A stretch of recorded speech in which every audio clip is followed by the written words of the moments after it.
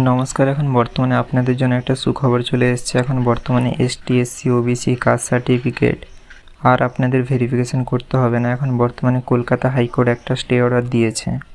চলুন তাহলে এখনই বিস্তারিত আমি বলে দিচ্ছি আপনাদেরকে। এই দেখুন, এখন বর্তমানে খবরের হেডলাইনে এমন আসছে যে জাতিগত শংসাপত্র যাচাইয়ের উপর অন্তর্বর্তী স্থগিতাদেশ।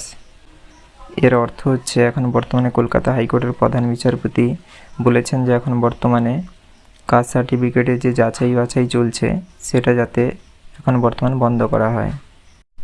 এখন বর্তমানে অন্তর্বর্তী স্থগিতাদেশ জারি কলকাতা হাইকোর্টের, অর্থাৎ কোর্ট এখন স্টে অর্ডার দিয়েছে।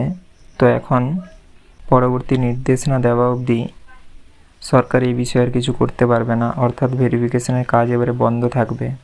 কোর্ট এটা করে ঠিকই করেছে, না হলে তো এখন বিজেপি সরকার এসে এমনটা বলছে যে তৃণমূল সরকারের পুরো সময়টাতেই যাদেরকে কাস্ট সার্টিফিকেট দিয়েছে পুরোটাই অবৈধ বা সেটাকে পুরোটাই ভেরিফিকেশন করতে হবে। এবারে ধরুন 10 বছর পরে অন্য কোনো সরকার আসবে আমাদের রাজ্যতে, যে তারা বলবে যে বিজেপির সময় যা যা দেওয়া হয়েছে সেগুলো আমরা আবারও রিভেরিফিকেশন করব। কথা হচ্ছে যারা সত্যিকারই নকলভাবে করেছে ভুলভাল তথ্য দিয়ে তাদেরকে ধরা হোক, এবং যারা করেছে যেই সব অফিসাররা তাদেরকে ধরা হোক। কিন্তু আমরা প্রায় সময় দেখতে পাই যে অন্য কারোর ভুলের জন্য সাধারণ সকল জনগণকেই ভুক্তভোগী হতে হয়।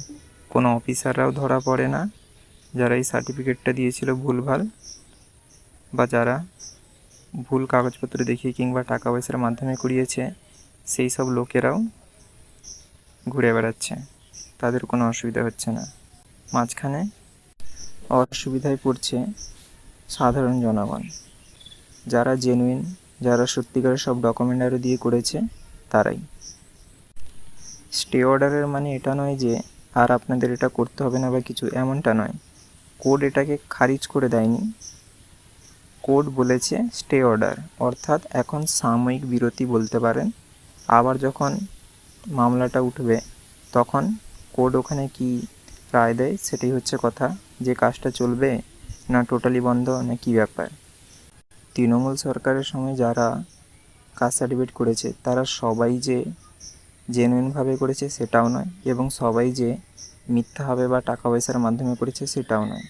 এর উত্তরটা এর মাঝেই আছে, যে কিছু লোক ভুয়ো করেছে টাকা পয়সার সাহায্যে, এটা ঠিক, কিন্তু তা বলে এরকম সবারটা দেখে যাচাই করা তো খুব মুশকিলের ব্যাপার।